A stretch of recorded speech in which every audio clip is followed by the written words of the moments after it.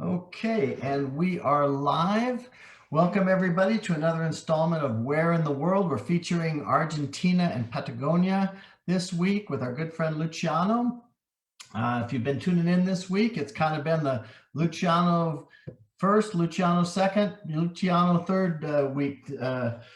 He's been our primary connection down there in Patagonia. So welcome, Luciano. How are you today? Hi everybody, can you hear me well today? Very good. Well, everything good here, good view and good weather. Excellent. And I finally managed to get a nice picture of Patagonia, of Argentina behind me here. This is the Morena Glacier. We'll be featuring that on the tour that we're doing next spring. My light's a little harsh here. I've just transitioned to a new office space, still working on the logistical details. I'll get that worked out for future episodes. But once again, it's obvious that I'm not Sarah Murdoch. I'm Reed Cohen of Imprint Tours, and giving Sarah a little bit of time off to recover from her European trip. And today we're going to talk about two subjects. Luciano is a avid photographer and is also a birder. And now I love taking pictures on my tours. I'm not a particularly excellent photographer, but I've got a decent eye, and I love providing that service to those people on my tours for whom photography is important. So I'm really excited to see, to hear what Luciano is going to share with us about his tricks of the trade and some of the highlights of Argentina and Patagonia. And then on the birding front, that's not a personal interest of mine, but it seems like on every tour that I do in every part of the world, there's always two, three, four people that are interested in birding. So we're going to talk a little bit about those things down in South America. And I'm pretty much going to turn it over to you now, Luciano. Tell us about your interest in photography, how they got started, and how you integrate that into your tours, et cetera, et cetera. Go ahead and take it away. So thank you, Reed. Well, it was a time that nothing was very clear in my mind. The other day I was telling you that once I just went to a bookshop and I saw this tour guide of the Amazon, and I started to check the photos, and I started to think like, I love biologics, and I would love to have photos who show, I mean, just like graphic tool to show what I'm studying, what I'm doing. If maybe I work with people, I would love to show my works with very good photos. It starts like something for me, like not even a hobby, something like just like a tool to have with me all the time. I never had the idea to have a lot of gear and stuff. But once I start with photography, I discover a new world. In fact, I used to develop my own films at home. I had a little lab, and I had a friend. Gaston is his name. Um, and we start to look what was happening in the city and trying to get there with our cameras and have the best possible shots we had. Um, and then just going to home to have some meal if it wasn't around there, and try to develop those negatives and try to select the best photos we have and to get them on paper. So it was was more than an adventure. We never had this feeling that we were reporters, but we were doing something for us. It was like the, let's say, the center of our friendship. We were like camera brothers, and we used to take care of each other, like watching our backs from the danger around. So that was for us spectacular. Then with the time when I did my career as naturalist, I started to do wildlife photos, who was the beginning what I wanted to do. I start with the Aves argentinas. This is Argentine birds, and they are an NGO who represent BirdLife International in the country. So I did volunteer a lot with them, and I gave them lots of my photos, and they use them for some of their publications. So this is how I really start liking and being more in touch of all the time. Okay. Sorry, I've been trying to figure out how I'm going to share my, give you control of the screen here. I sort of drifted away there. So No worries. Um, so well, that was the very beginning. Then with the time, I start trip leading, and I could really, because we have local guides in some places, I really start to learn how to work with them too, because they really are a great asset. They are a great, let's say, part of the tours. They have a very local knowledge, like mine will be more global of the tour. mhm. So if I will learn, or I know something they know too, and I know they are saying it, I try myself to not spoil the guide, and just give maybe the basis. uh, I know they don't, or if they do give those bases to the customers, I'll try to understand how to explain what is going to happen with no telling what the guide is going to say, so they get better information all the time. So for this, photography was also great. Like I could show some photos before this start, and they can have a better sense of what is happening with no losing the surprise effect. um so this is how I got involved of my job. Nowadays, I'm not really working with the environment like I used to do with Argentine birds and, I mean, aves argentinas and some other things. But I'm thinking it's moment to go back with them, maybe with more related to the jobs I'm doing and with the things I seen. Something I love in my job is to get volunteering with environment assets, or subjects, sorry. And there is a reason of this. I do not like to just get with information I read in the book and I learn myself. I mean, I really like to have experience in something and work, be involved with something I could guide, but related to the experience I did volunteering. So for me, that matters a lot. Makes a little difference. It's not just what you learn in somewhere or what somebody told you or what you just found around. It's something you're really involved to, and you have to be prepared for that. So also photography was a great tool for those things. Um, and nowadays it's like part of my life. I don't consider myself the wow photographer, but I'm kind of happy with my photos, and people around me like them too.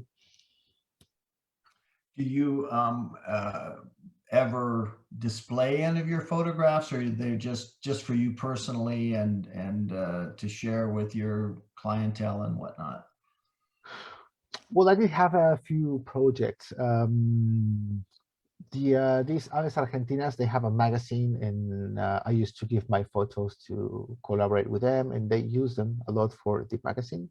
Oh, Um, then, of course, well, social media. I do have 3 pages with different subjects. One is for Patagonia, the other is for the rest of my trips, and the other is like my black and white photos. Um, so yes, just with the idea to show what I do. Then I do some I do posters. I have a little project also with posters, like the one on my back. I had this very well printed at front of my bed, so when I wake up, this is the first thing I see, and that makes me happy. I think the nice. photo is not photo until you print it. It's just my feeling, because I used to work with analogic photography. Um, so yes, I do have some little posters. As a guide, I see a lot of people coming and trying to sell things all the time to the Mhm. passengers. And for me, being responsible for an agency, I don't consider that is the way. I'm not saying it's wrong. I just don't feel the way thing. I mean, the right thing telling people. And if you like my posters, I can do a special price. That's not me at all. Sometimes in a group, there's people who really appreciate what you do and who really like you and get really in touch with you. And by the end of the trip, you have some friendship already. Not forgetting that they pay for a trip and I am working, but a lot of people keep in touch with me and sometimes they get up to see my photos. And even it happens like, hey, Lou, I love the photo you have. And so then I can tell, listen, there's a price of this and I do the sending and stuff. I would like to have something like drop shipping, Amazon stuff, but not related, like I don't want to make business with my tourists, not for, I think just for ethics, right? Like I am not a seller. I am there with a mission. Tour agency just got my services and they want their customers to be happy. And I think that if I am there offering my own business, is not the thing. But yes, I do have some. I mean, I do like to do some showings of my photos, and if somebody like them, I'm very happy to make presents or even sell them, just depending on the occasion. Yeah. Yeah, we've got, I've mentioned to you in our private conversations that periodically I'll have a group where there's a number of avid photographers. And one of my regular travelers, Bob Riley, shout out to Bob there, is quite a good photographer. And at the end of every tour, he puts a bunch of energy into selecting his best photographs. And he always does like a coffee table book. And then he puts that up to be available for anybody that was on the tour that wants to get one. He's not making any profit. They can just order it from the direct from the publisher for, it's just such a nice service that he provides for our groups. I know that there's always a handful of people on every tour that gets it. I get a book every time he does one. I get one, for the office here. And it just adds an extra element to the tour, I think. I mean, to me, that's why I think photography is such a great hobby, is it adds an extra layer of enjoyment onto travel, right? However, I do want to say this. Some people get so obsessed with getting the right shot that I fear that they are seeing the entire trip experience through a viewfinder. I mean, sometimes you just gotta put the camera down and be in the moment. So I guess I encourage my groups to strike a balance, right? Take those photographs, great memories. If you're Bob Riley, you're going to be putting a book together, of course, but make sure that you smell the roses along the way at the same time. Yeah, it happened to me that I do have people who's interested in photography. Things I learned with the time was that people likes if I can at least tell them, listen guys, this is a clever shot here. If Yes. you like some technique, you can do this and this with your camera. So to make that happen also, normally I got with a camera in my hands. In tours like Patagonia and places I know I'm going to be safe.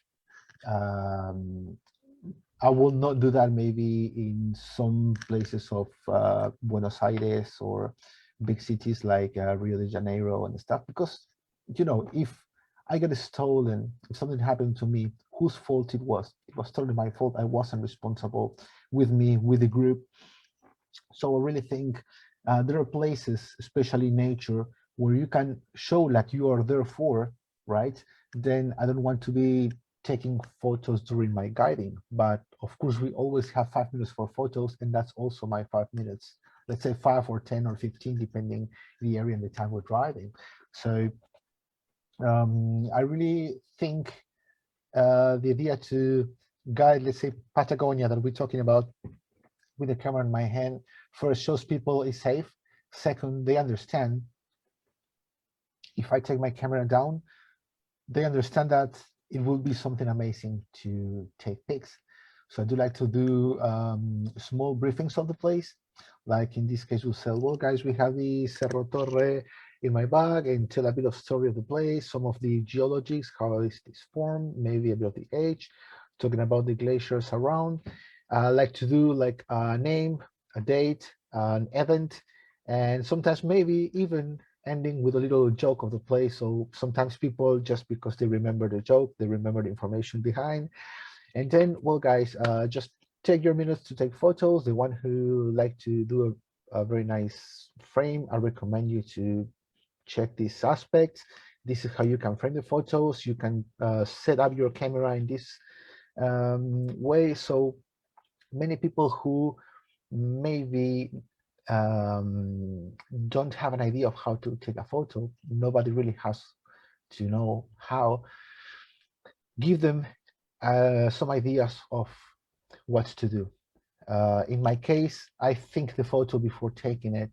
I really like to watch first and understand what I want to show in the picture. But leading groups, sometimes you don't really have time for that. So the moment you send them for a photo is like my scanner turned on. And because I know the places, I already have some ideas. Maybe a picture I took in the last trip who was nice, but I could make it better. So I Mhm. just bring this new information all the time for different groups to go ahead with it. I think it's very nice for them if somebody can give them some tips or advices.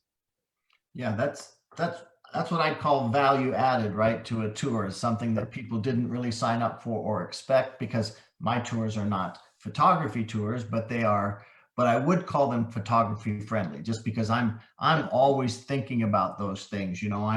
I'm setting up a tour in off the beaten track in China, and when I visit the Hanging Monastery, I'm emailing my contacts in China and saying, what direction does that face? Does that face east? Does that face west? So that I know to ask to schedule it in the morning if it's east facing, in the evening if it's west facing. So those are the things that I can do as a tour creator. And then you running the tours can add that hands-on stuff that you were just describing. That's I just get a thrill out of that, making everybody's photography a little more smooth, and giving them some tricks of the trade. Sure. And I think it counts just trying to make the cinema in my mind of the things you're telling. Sometimes happen that people goes there and they don't really have experience, or they don't have a camera, they just using the cell phone. And you have this guy coming with amazing picture, and what about you? I didn't. And they just want to show because they think the photo is not nice and stuff. So I like to encourage people to tell, uh, you do the photo, not the camera. The camera is just an instrument. You Right. can make a great photo with the phone. This is a bit of what I'm gonna talk today. You can do a great photo just with your phone. The only need you need to know is what you want to show and where to put things in the frame. Once you understand a little of that, people feels more comfortable and they feel a bit more proud of showing their pics. And I really like that. Mm. Once I have an experience, do we have time for this? Um, do I have 1 minute time just to tell you a story with one of the groups? Of course. Yeah, go. Beautiful. We were ending a tour in Tierra del Fuego. It was one of the Patagonian highlights tours, just like the one we are going to present. And people were very happy with the material I was showing them. It was a very small group, but they turned friends immediately, and we were having an amazing time all the time. By the end of the tour, we were coming back from the Penguin Island in the Beagle Tunnel, and I just sat. Remember, I had a coffee in my hand, and I started to watch. That day, they gave me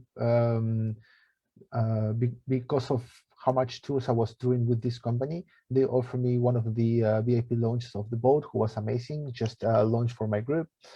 And was a moment that I sit up on the table. I sit down in the table with my coffee and I start watch. And all the group was on a table they bought all the maps I have.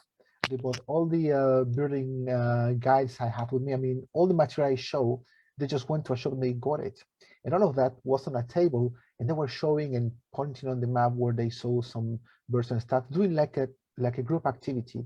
just on the way back, and for me that was pleasure because they were very happy with the trip and the information they have got. So for me to have material all the time matters a lot. Nice. Are you ready to show some pictures today, or did you have more things you want to talk about before we go to that? You tell me, I'm ready for everything. Well, I think here we've been talking theoretically about photography. Let's show some pictures, and that's what when you caught me not paying attention, I was trying to figure out the technology of. All right, let me try something. I think you can request for control. Yes, that's me doing it right now. And now I think you can see my screen, isn't it? Can you see my screen now? No, I think I have to give you control first. Let's try this. I'm just seeing.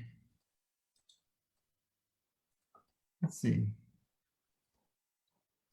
Usually when you click on the view, it gives me an option to give control of the screen. Yeah. And I'm not seeing that. Let's see here. Stop In the I do have a sign to show screen, but says that you have to allow me to do it. Hang on a second. Yep. That's okay. I can share my screen, but I want to give you control. Multiple. Here we go. Let's do this. Let's try this. Okay, see if you can share your screen now. I think I do. Yes.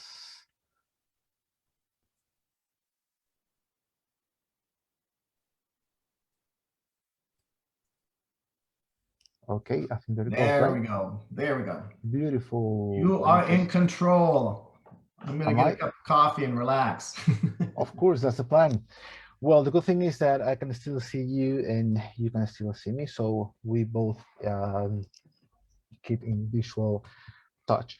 Well, today, the main idea, what I was thinking is, I understand, I mean, I don't really, I can't really see all the people watching us now, and I am sure that there's a lot of people interested in going to beautiful places, especially if you're here, is because you're wondering to go to Patagonia. So I try to do something simple, not go really like very deep in time, with the thing that not everyone will have the same knowledge, right? So when we're talking about photography, this is the first thing it comes to your mind. Wow, the great camera and all the gear you could need. Before we were telling, you don't really need a great camera to do a great shot. You do the picture, the camera is only an instrument, all right? So if you know how to locate the subject you're watching and what to show in your photo with that things in mind, you are gonna do a right thing. For a trip to Patagonia, you might think, I really want to do a photographic tour, like I'm gonna take all the pictures I can and I wanna take my 12 cameras with me and do. That is possible. Things you need to know before is where you're going and what do you need. So Patagonia is beautiful, is wild, is empty. Well, I can explain a lot of things about that. But if there's something you need to know is that there's a lot of traveling. Moving one place to the other can take 4 to, I don't know, 14 hours. And that's depending for how long you stay on the borders and the stuff. And you need to understand that you will be carrying all your stuff all this time. So it needs to be good. It needs to be comfortable. It needs to be light because it's coming from one bus to the other, crossing the border, and all the time is carrying your stuff. So do not think you will need all this gear to have a great shot.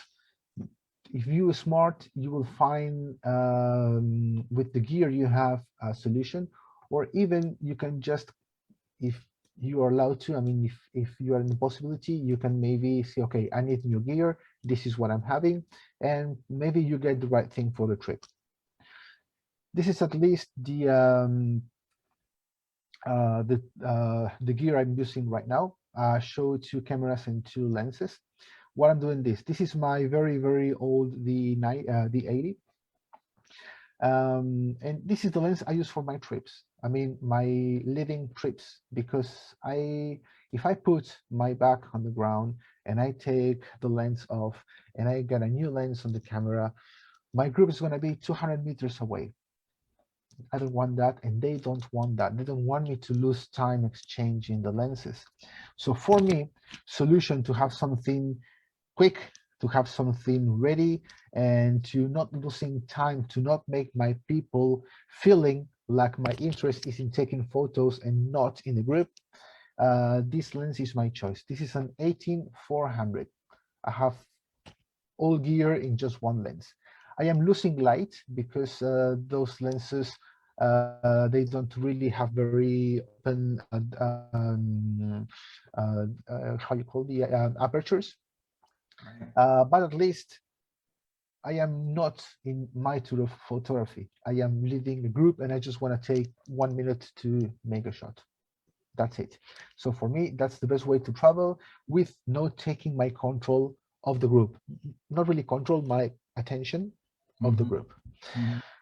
Then this is a camera I have in the last 2 years, just to get something new and to get in touch with new technology.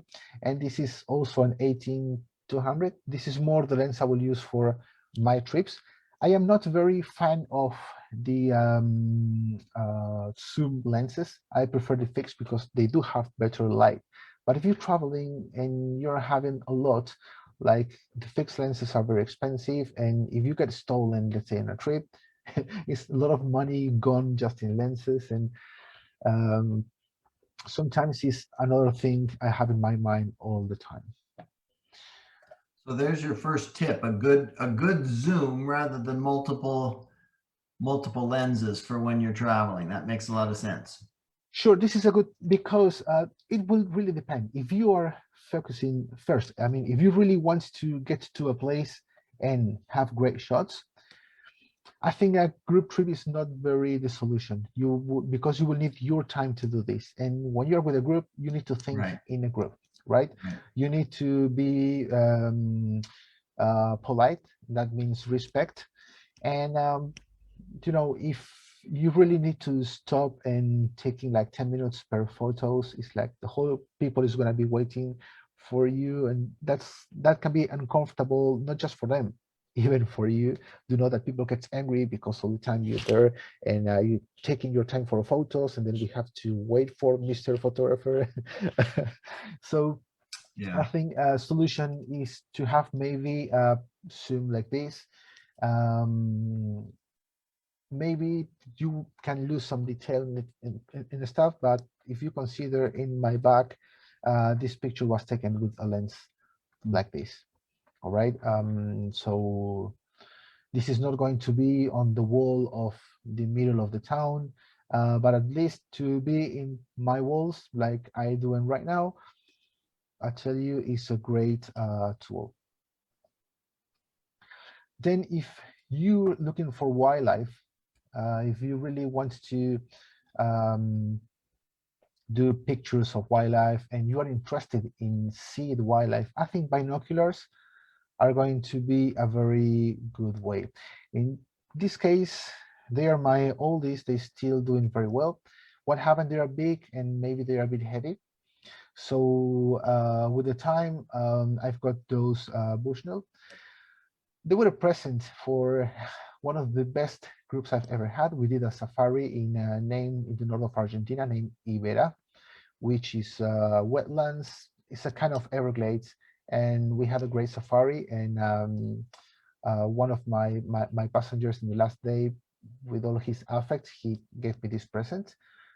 Still using them, and I remember Mr. Sandy Orsten, who was his name. With all my heart, he was great to me.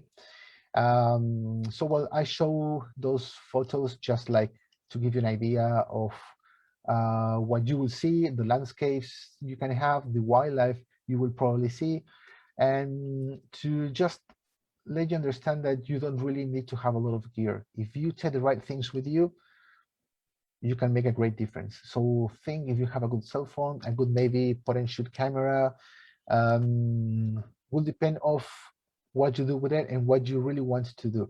If you want to do photos of birds like this, maybe a little tele is gonna be the choice, like maybe the 18-400 I show.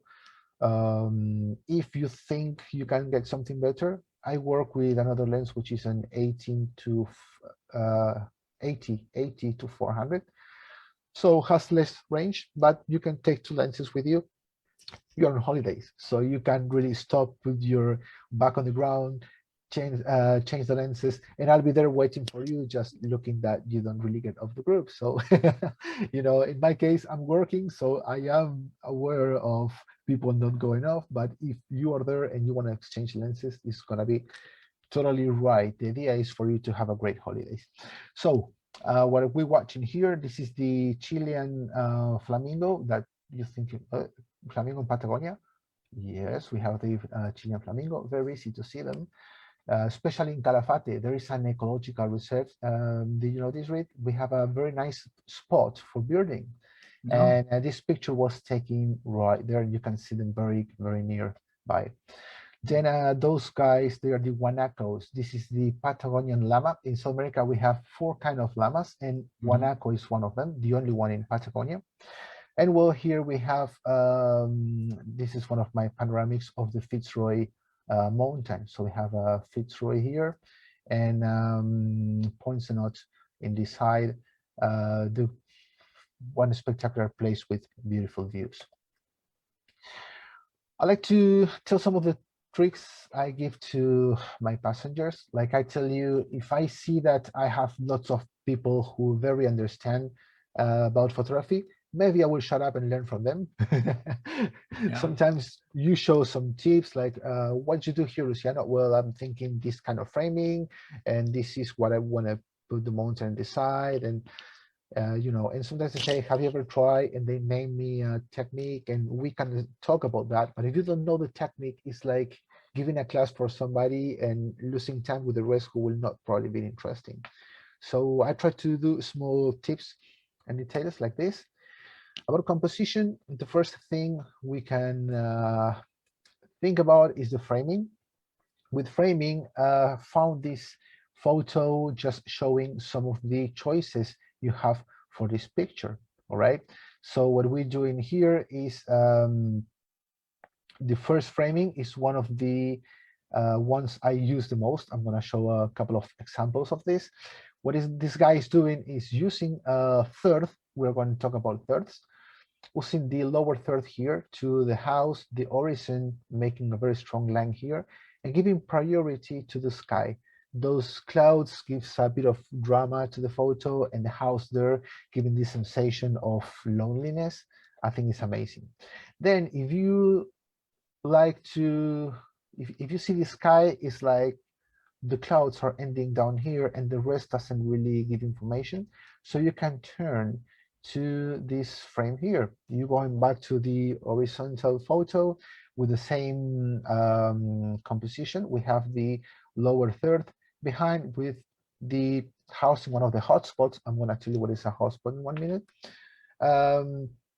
And the others are kind of similar, just giving a bit more of distance. What we win here is we keep having the details of the clouds and to keep the eyes inside of the photo all the time.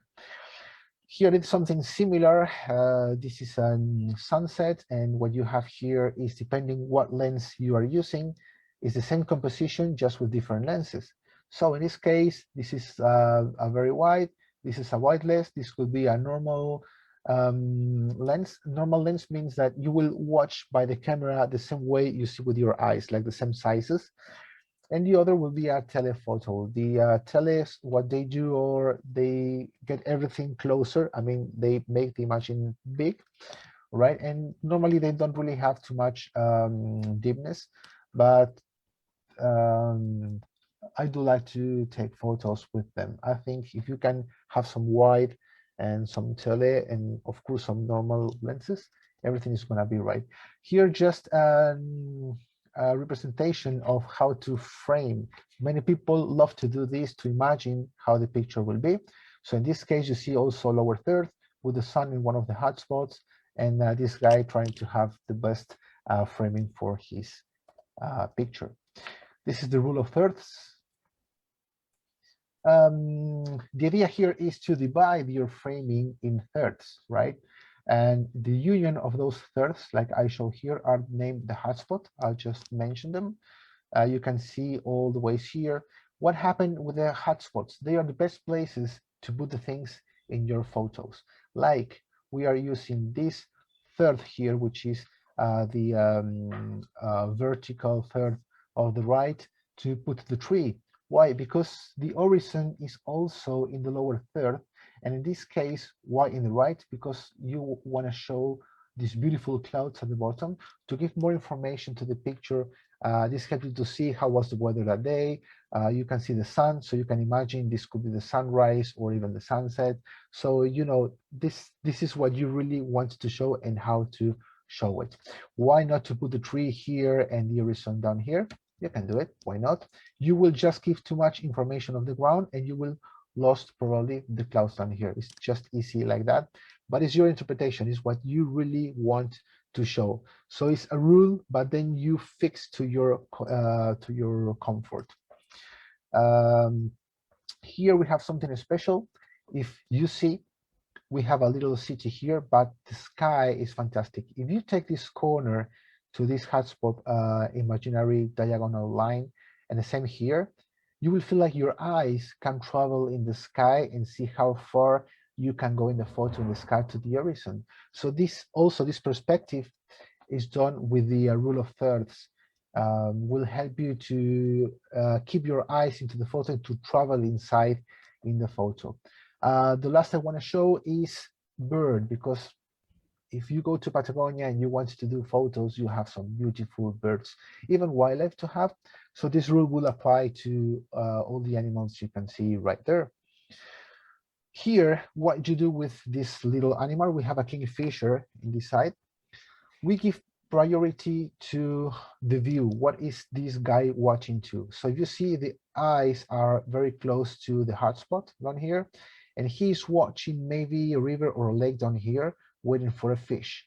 If I put these eyes here watching off, first, all who is in the back of this bird will lose the sense. I mean, you don't really, it's in the back, so it's not interesting. And here you keep like, if it's in the side, it will take your eyes off of the photo. Let's think when you're talking with somebody and this person is not looking at you, it's looking somebody on your shoulder. In one moment, you will try to go and say, what are you watching? You know, we are talking, I want your attention here. The same happened with the photo. If the eyes are in the wrong place, this effect can be gone, like your eyes are trying to find what is the animal, the bird, the person looking to. So to give more negative space or air, like some other people call it, relax your view. It's like you don't really lost in getting curiosity of what is the bird or the animal watching. And finally here, we have another sunset. If you see these people, you cannot really see their eyes, but you can see how they are sitting and you understand that this is their back.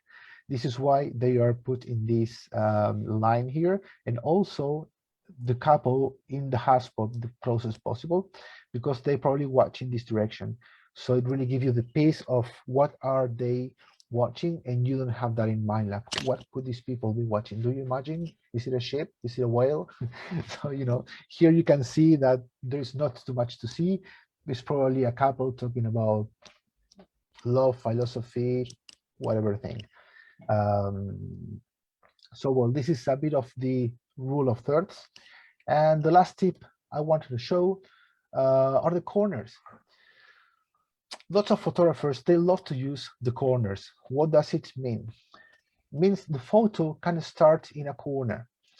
Like if you see here, we have a glacier, right? And we have a river down. You can see a river in a glacier. Of course, there are ice and they're losing water all the time. But if you are standing here with your eyes, starting from the corner, it really gives you direction sense. And if you imagine the thirds, you will see that this river or little stream, in fact, is ending in one of the hotspots. So also it makes your eyes travel into the river and trying to get deep into the photo. They give direction to the photo. Also, if you start here up in the glacier, you can just travel with your eyes all around the glacier, and the same happening here. You discover a lot of things if you start reading the corners, if the photographer used the corners for the photos. Here we have the same effect in the shore of this, could be a lake. If you just follow all the frost down here with the stones, you can just go all the way to the bottom, and it's like your eyes get more information from the photo. Something I didn't mention, going back here, a good way to read photos are making seats. And to make seats, you do a seat here, like the El Zorro. I don't know if you remember that old guy. Antonio Banderas did a movie of him. So you do seats, and that helps you also to just follow the thirds and to get more information about the picture. All right. This is a bit of landscape, but before to show you my landscapes, I'd like to see if Reed has something else to tell me. Sorry. I was looking at your pictures this time. I saw you. I saw you. This is all I can tell about tips. What here I saved some of my landscapes, and I can show how I use the techniques I was just show. Like, I know what I thought when I did the photos, so I think it's a bit clever to make understand. Here, all of them, I put the water horizon in just the bottom, right? So you can see here we have a lake. Well, this is in Torres del Paine. The ones who are going to Torres del Paine are going to have this view, all right? Paine means blue in the native language. I'm seeing this little detail now because the guy will repeat that in place, but these photos show why the area is named blue. If you see, the photo is just blue. You can see the shades even are a bit blue. So here we have a thing. Water normally gets blue because it reflects the sky. Here it happens, but if you get to the water, you will see the water is blue. The color of water is blue.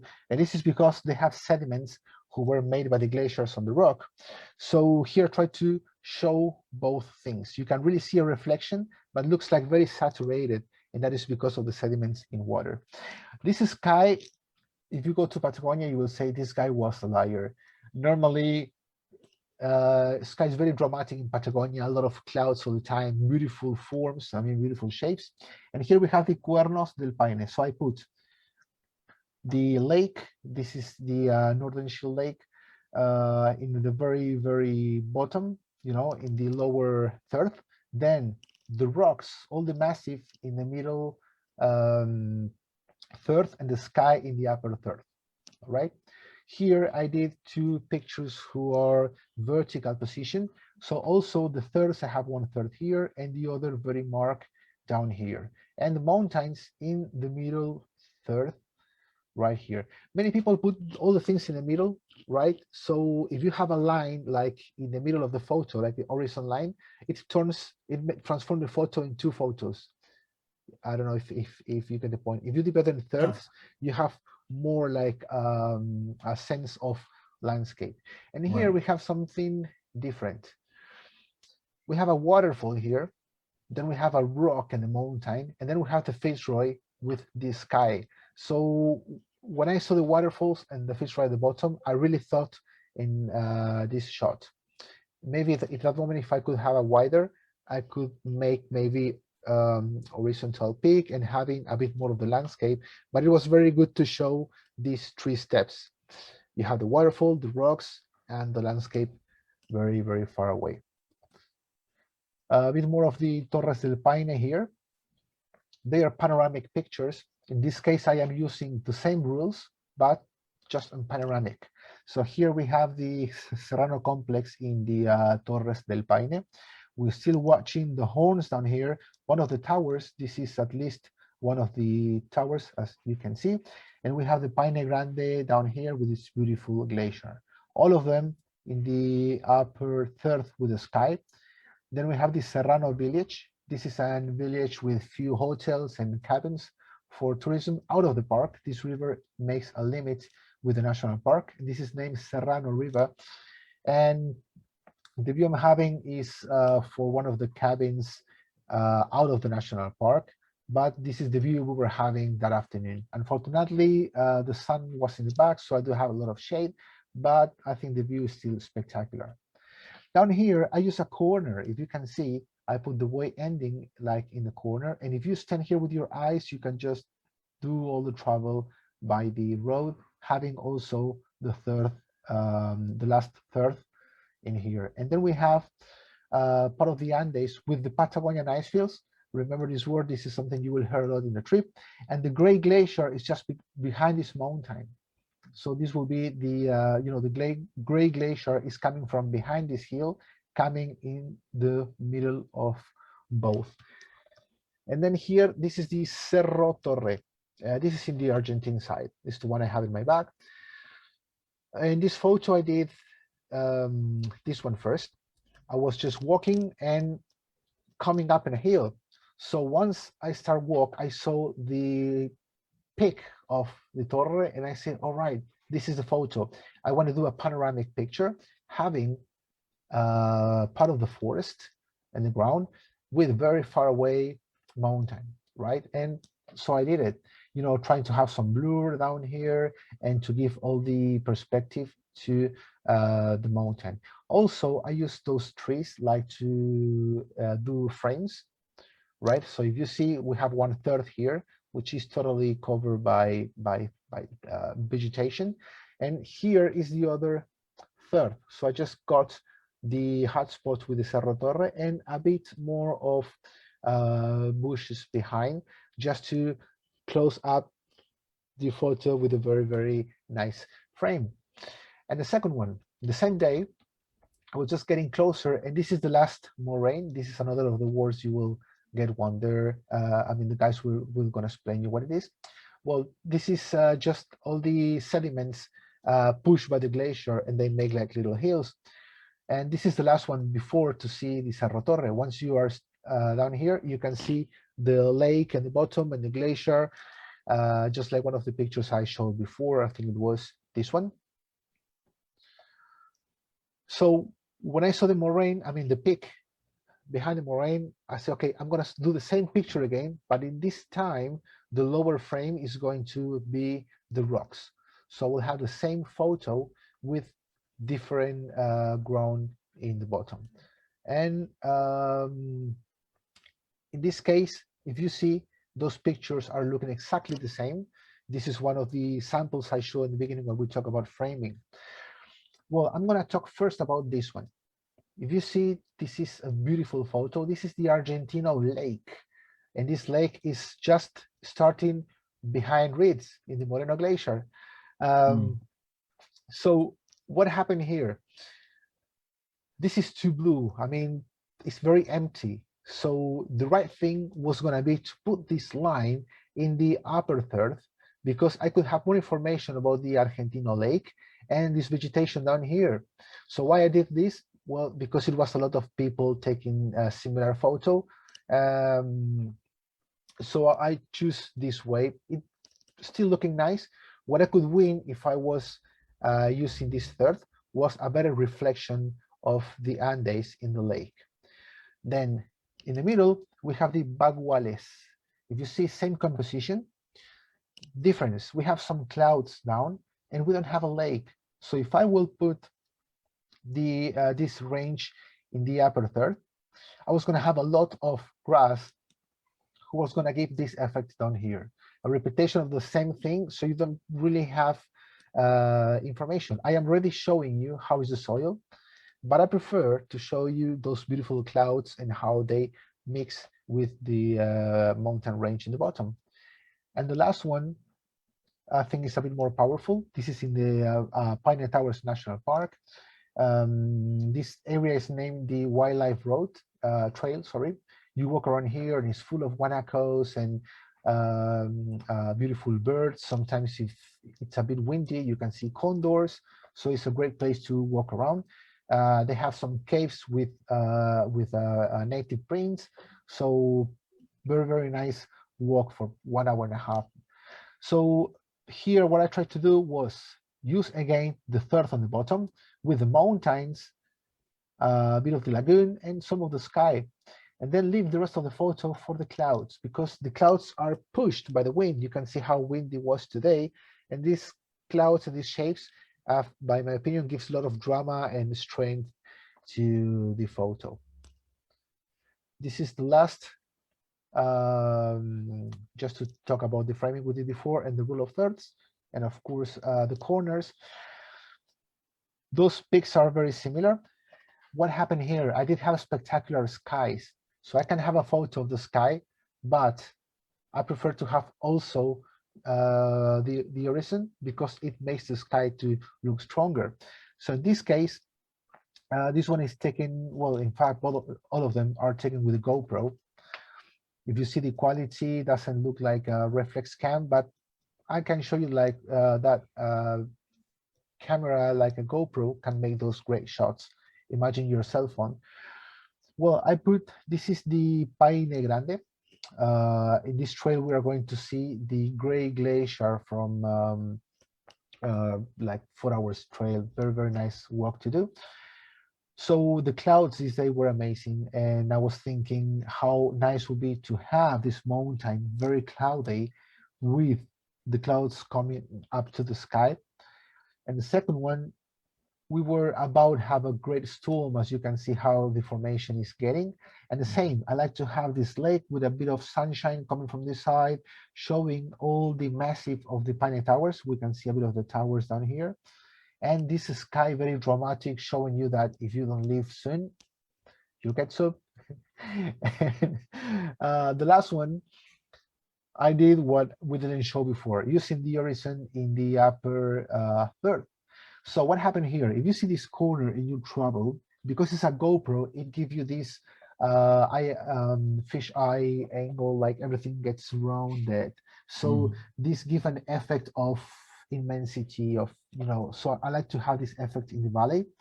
And then we have the feature in the bottom with, we have here this glacier, which is named the Rocas Blancas. It means the White Rocks Glacier.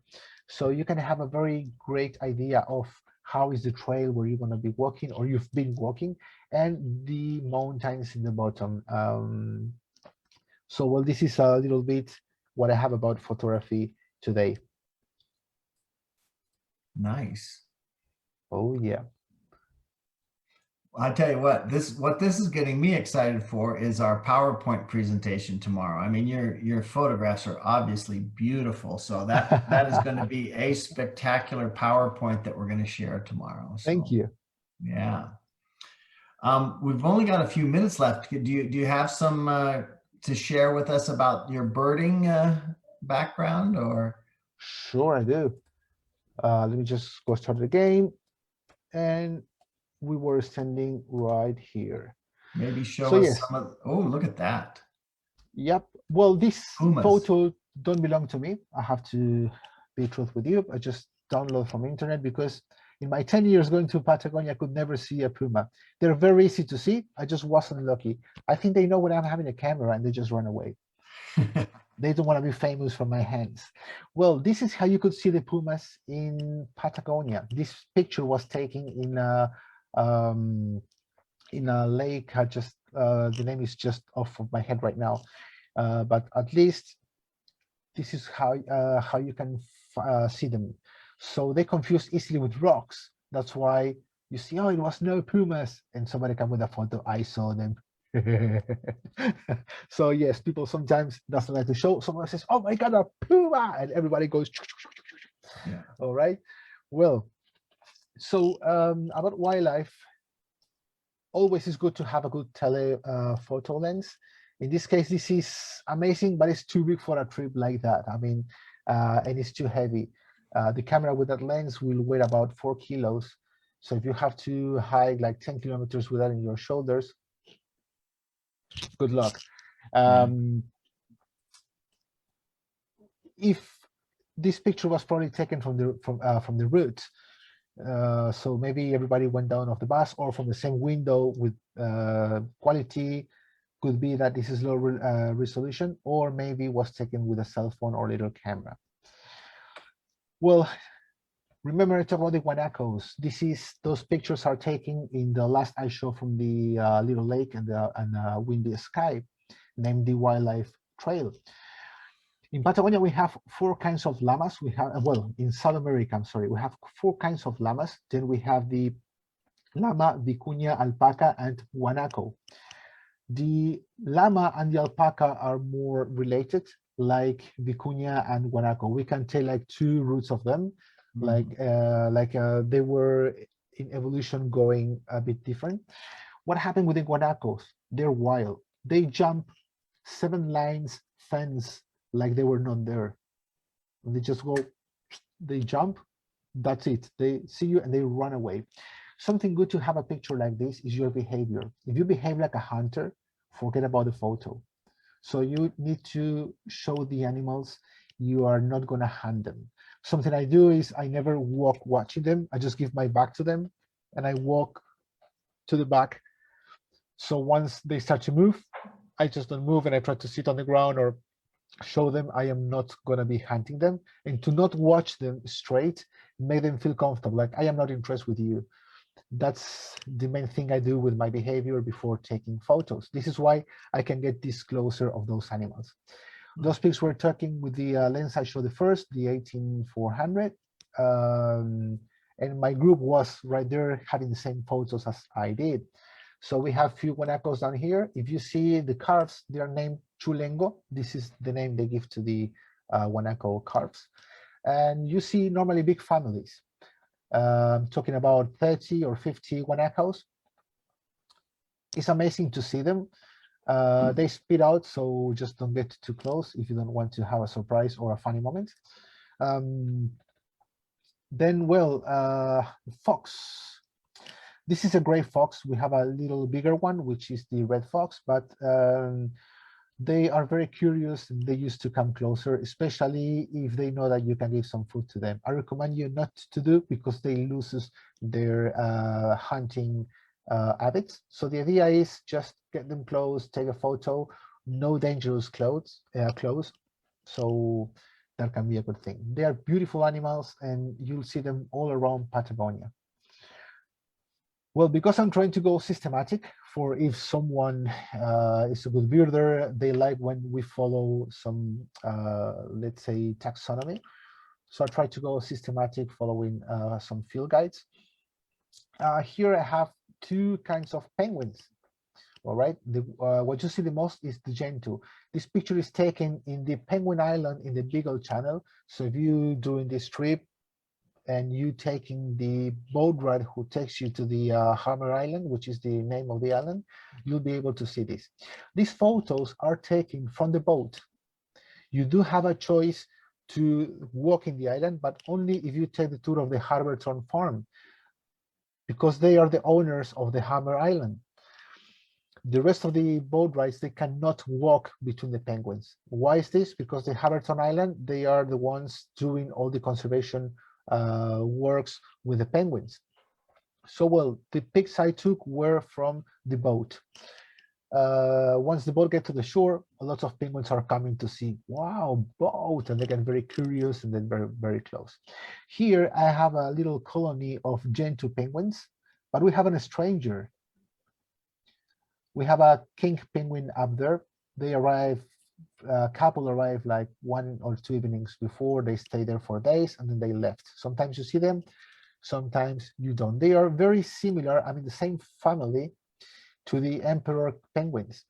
So if you see them there, you say, oh my God, an emperor. No, sir, emperor is Antarctic. And this is very far away of Antarctica in Ushuaia. So it's just a king penguin. So we have here the king and the gentoo.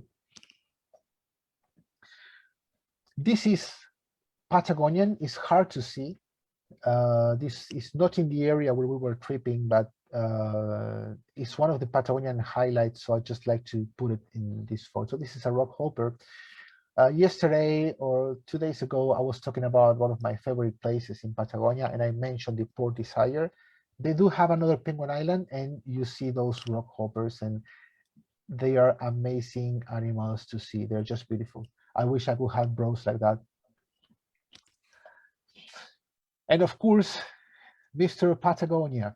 This is Magellan penguin, the common most in Patagonia.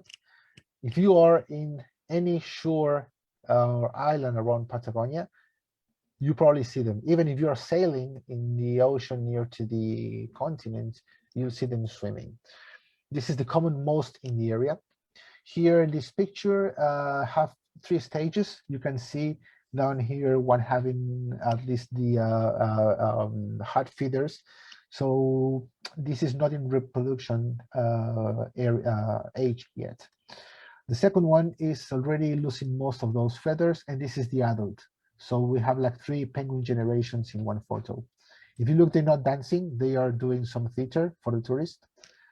It was when the song was ending. Here we have the rheas.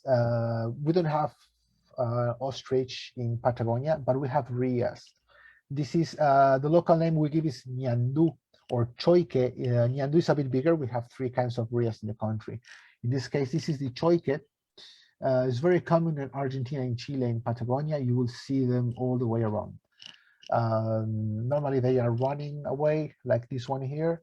And sometimes if you are prudent, and I talk about behavior already, you can really do nice shots, but remember they're animals and they get afraid and they just run away immediately after they see you. This is the black-faced ibis. If you're walking in a town like Calafate, you will hear a noise all the time, beep, beep, beep, beep. And it's not a roadrunner, I promise. It's this little bird down here. They are all around flying, and when they see green grass, they just go there to find some food. If you have a house in Calafate in the morning, you come with a pipe to get some water to your plants. Those guys are coming immediately because they love to have a little shower and to share a little time with you. And they're very wild, so it's very nice to have them around. We talked about this before. This picture is taken from the shore of the, well, not the Argentino lake. We have a bay with a little lagoon, and this lagoon gets frozen in winter. This is named the Rounded Lagoon, Laguna Redonda, in the name we gave, and it's full of flamingos. So if you know the timings, sometimes they just change the place, but it's very common to see them also with full of ducks and swans, that some of them we will see them in a few. This is the upland goose. We have a couple here. So I took this picture when they were single and now they married. Normally they are in couples. All right, so we have the male and the female.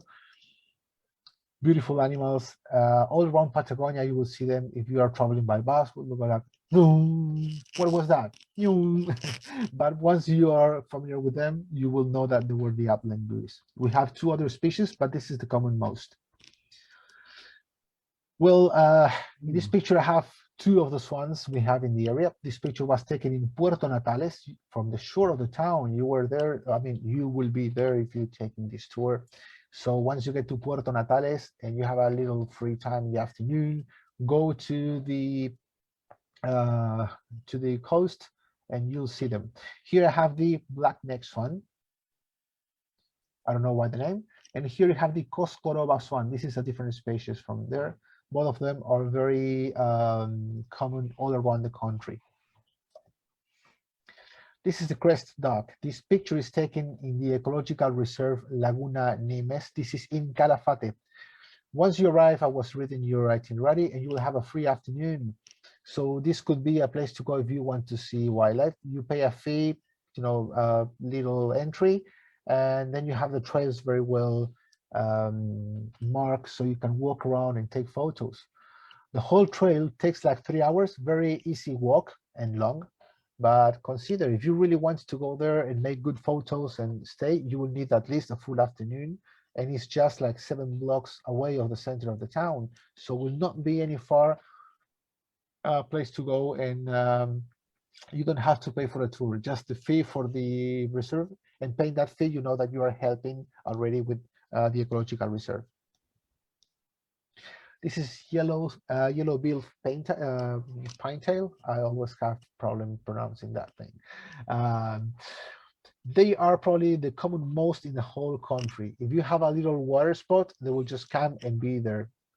All right. So for me, they are just beautiful and I love to see them. The day was a bit windy. So if you check, I have another one hiding on the wave right here. And I love to see those guys swimming around. Well, this is very Patagonian, guys, and it's my favorite. Talking about ducks, this is a torrent duck. Normally, it's in rivers where they have strong currents. And the question always is, come on, what is this duck doing there swimming against the currents? It doesn't need salmon, I promise. This happens in the glacier. We have a little insect living inside. So when the glaciers get melted, this insect release, and that's the main aliment for this duck. Also, they eat other things, but especially they are looking for that little insect who is coming from the melting glacier. And they are, by my opinion, one of the most beautiful ducks you will ever see. It's amazing to see them just fighting against the currents and trying to find some of those insects. Normally you have the couple. In this case, they are one and the other. There is a thing named sexual dimorphism. When they are look different. In this case, they don't have it. So it's very hard to understand who is the male and who is the female. Well, guys, this is the hard stuff of Patagonia. Some places you go, Peru, Ecuador, maybe Bolivia, it's very hard to see a condor this close. Condor normally flies over 3,000 meters, talking about the sea level. In this place where I took the picture, I was 200 meters on the sea level, and the condor was 30 meters over my head. And it's not only one. Sometimes we see like 15 of them. And what happened is a reason. I mean, there is a reason for this. Condors, they need wind. And Patagonia should be named Windagonia. It's a lot of wind in Patagonia. So sometimes they just find the right conditions. All they need is to get the wind under the wings and keep planing until they find some food. They're more scavengers. They just look for dead pieces. They don't really kill. So normally if you find a dead animal, you will have a shame. First one, the biggest, condor, trying to have the most possible he can. Second one, black-chased buzzard eagle. She's like queuing after the condor. The things condor don't eat, then the eagle goes. And then you have, no yet. Then you have the caracaras that we are going to see nearby. Here I have the harriers. So we are having the Chilean hawk, Pequito, this one here. In this case, it was very, very dark and I didn't want to scare it. So I took my ISO the most possible up. This is why the picture doesn't have too much resolution, but at least I could have the best of this little animal. This is in the forest, also in Torres del Paine, walking around. It's named like Chilean hawk. And the other, we have here the Siberian harrier. I have a male and a female in this case. They are the same. And this picture is taken in the Laguna Nimes Ecological Reserve. I was just talking before with the ducks and the flamingos. There's a nesting place up there, so you have to take care because they don't like photographers. So I did have a funny story right there, and then I sent my tourists, and they returned with the same story I just had. Another reason to visit. And there are the caracaras. Remember I was talking before, like you have a line, queue line waiting for food. First the condor, then the black-chased buzzard eagle, then you have the caracaras. This is the one we call carancho. It's the black-crested caracara. And I picked this picture. I do have better pictures than this, but I picked this because of the post. You're going to be traveling in your car, and in the post you will see those guys. And what are they doing in the post? They're waiting the car to crash a rabbit or a raccoon, not raccoon, sorry, skunk or another animal, so they have easy food. They learn the cars kill animals and they can have an easy food up there. So all they do is wait. And this one is the Chimango caracara. as we only call them chimango, is same family. Though in this case, they're named fake hawks because they are not very good hunters.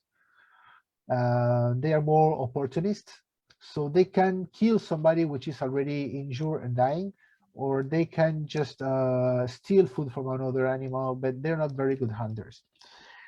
So those two are going to be very, very, very common in Patagonia. Let's get to the shore. We have an oyster catcher. We have 3 in Patagonia. I still have 1 missing, but well, I have 2 of them. Wherever you have shores, you will see those animals. They are amazing. They look for oysters, as their name. And this is the other one, Magellan oyster catcher. So you choose what you like the most. But if you see them, come on, guys, it's a beautiful bird to see. I love this beautiful orange beak. Snipes. This picture was taken also in the Nimes Lagoon. And it's very nice to see these birds. After I took this picture, I just stand there for a while just watching it because it's beautiful. I love how little is the animal and how big is its bill. It was a surprise, guys. In Chile, they name it chucho, and in Argentina, we call it caburé. You see, just crossing the borders, all the animals change its name. This is why birding in Argentina, in South America, in fact, people use the technique names because then we understand that we're talking of the same animal. Sometimes we have a same name for different animals, and that happened a lot between Argentina and Chile, so it turns very, very funny. Well, this one is the big one and could be something like 20 to 25 centimeters. So you say, come on, it's not that big. Imagine the smaller. So yes, we have a smaller version of the same one. It's a very, very, very beautiful animal to see. Once you see it, you get crazy for it. This day, I was doing a hike by myself and I saw it on a tree. So I just sit on the ground until it feels fresh and gets curiosity of who I was. I did a couple of shots and I started getting closer and closer and closer until I just sat behind him in the same tree. And we stayed together for a lot of hours. It was a very, very good moment for me. And if you see the animal doesn't look stressed, and believe me, I took more than 200 photographies to this one. Kingfisher. It's very common wherever you have a lake, river in the shores, and you normally don't see it. You hear it first because they make like a taka taka taka taka taka. You know this one is fishing around. It's very big. It might have almost 30 centimeters. So it's amazing to see them. This picture has a story. If you see, it's not very well pictured, but I lost my head that day. We were arriving to a hotel in Torres del Paine.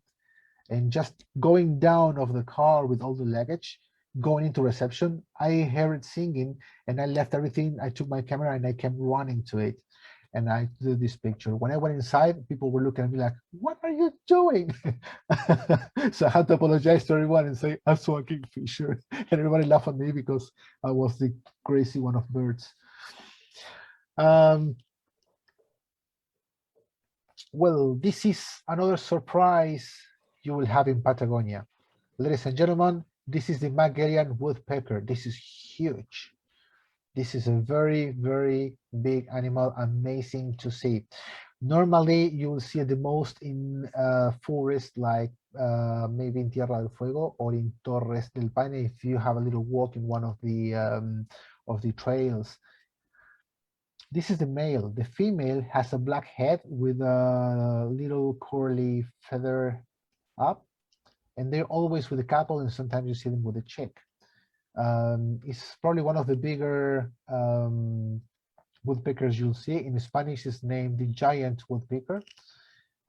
This could be a highlight. I mean, you could have a great day, but if then you see them, they will be even better. Those guys, this is the white-throated tree runner. You will hear them the whole hike if you're doing any hike or if you are around the forest, and it's hard to see them because they're moving one side to the other. It's very hard to take a picture of them. I don't really have too much pics. This one is movement. I just catch him live in the tree. And I was behind this tree having a snack, and I listened it in the branches. So I just was quick enough to take my camera and do a good shot. Well, those girls, we named them the Cinclodes. In Chile, it's named Churrete. Don't try to remember the local names. They are very difficult sometimes to learn, but they are kind of very, very, very nice birds to see. They could remind you maybe of, I lost the name. Come on, where's my birding today? A mockingbird. Can remind you a little bit of mockingbird. They are kind of similar, but they like to be near to the water. This is the same family of this one I showed you before. This is also moving in the branches very quick and trying to get seeds or insects or larvae. So it's another beautiful bird to see. It's one of my favorite little birds in Patagonia. This is the Elenia, the white crest Elenia. Also very common. It's a flycatcher and very, very, very tiny. Also, if you are around there, maybe in the Moreno Glacier, there's a little forest on the way, and you'll be very, very, very happy to see them. This is the far-eyed Ducon. In Spanish, we all just call them Ducon. And you can see here why fire-eye have a very, very hard red eye, and they are also beautiful animals. This is the cachudito. Cachudito, we use cacho for horn, right, in Spanish. So they have a feather who looks like a little horn. We have the eye down here and the beak in the side. Very common also in the Moreno Glacier. If you get your attention to the bushes behind it, you will probably find those beautiful birds. One of my favorite, this is the spectacled tyrant, pico de plata, as we call in Spanish. This guy was doing a cortege down here, so the female was a bit farther, and he was just showing the best feathers he had, like me and my hair, trying to look the nicest possible. So yes, they do this cortege. They open the wings up and they show the white feathers and try to make so very big chest like a gorilla. We have a grass wren down here, also very common in the ecological reserve Laguna Nimes I showed before. Where you have a little bush, you will just listen those guys. They're very, very, very tiny, and it's amazing to see them.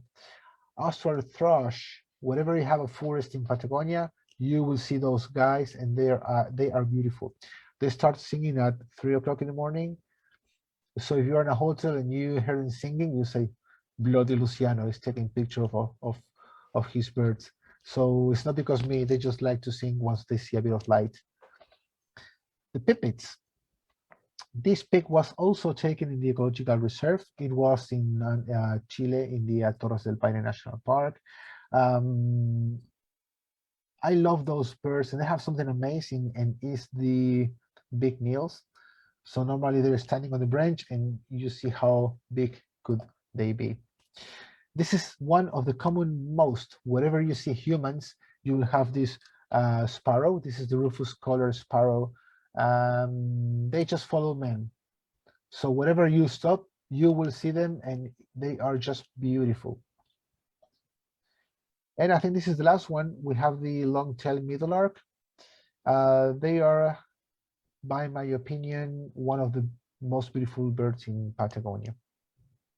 We have a male and a female on the bottom, and this I don't really see, but this could be a Calafate bush or similar. Also amazing red chased and very, very beautiful birds. So as you see, it is a lot to see in Patagonia. I'll say. Tell me. No, I'm agreeing. There's a lot to see, a lot of birds. That'll be great for our birding clientele. And of course, I'm more of a landscape guy myself, so I'm looking forward to that. Well, again, my great thanks, Luciano, for your wow, for your expertise and your willingness to take this time and share with us. That was really quite professional. I would say that was a great tutorial of how to take a great landscape shot, and uh, then we got to see your talents displayed with all the aviary splendor of Patagonia. So thank you Beautiful. again for taking the time for us. Please, my pleasure. So just for our audience going forward, I didn't mention at the beginning a little housekeeping. My colleague Osha has started to work there in Sweden. We're trying to find time. I had promised that we would be doing some tango today, but that's not going to happen. We're fingers crossed going to be able to bring that to you on Friday, but we'll just update you on that tomorrow. Of course, tomorrow I'm going to be back with Luciano. We're going to do this PowerPoint presentation that I keep raving about. I'm really looking forward to it. Not too proud to say I have not been to Patagonia, so I am unable to present my own PowerPoint presentation. So I'm going to be along for the ride once again and enjoying that. We're going to do that a little bit earlier in the day. We're going to be doing that 9:30 Colorado time, 8:30 Seattle time tomorrow morning if you'd like to tune in live. But of course, you can always come back to Sarah's website and watch the recordings of our Where in the World programs. So that's it for birding and photography in Patagonia for today. We'll say farewell to Luciano and see everybody hopefully tomorrow for PowerPoint. Bye-bye, everybody.